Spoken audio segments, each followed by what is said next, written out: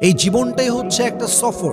আমাদের এই পুরো দুনিয়ার জীবনটাই হচ্ছে একটা মুসাফির খানা। আমাদের আসল মঞ্জিল, আসল গন্তব্য, আসল ডেস্টিনেশন হচ্ছে আখেরাত। আসল গন্তব্য হচ্ছে ৩.৫ হাত মাটির ঘর। যেমন আল্লাহ রসুল বলেছেন, আদ-দুনিয়া খুলিকাত লাকুম ওয়া আনতুম খুলিকাত লিল আখিরাহ। পুরো দুনিয়াটাকে আল্লাহ বানিয়েছেন তোমাদের জন্য, তোমরা দুনিয়ার জন্য নও। দুনিয়াকে তোমাদের জন্য বানানো হয়েছে এবং তোমাদেরকে বানানো হয়েছে আখিরাতের জন্য। আল্লাহ রসুল আরেক হাদিসে বলেছেন, দুনিয়াতে যতটুকু সময় থাকবা ততটুকু হিসেবে কাজ করো, আর আখিরাতে যতদিন থাকবা আখিরাতের জন্য কাজ করো। এখন নিজেকে প্রশ্ন করো, তোমার কোন জীবনটা বেশি লম্বা?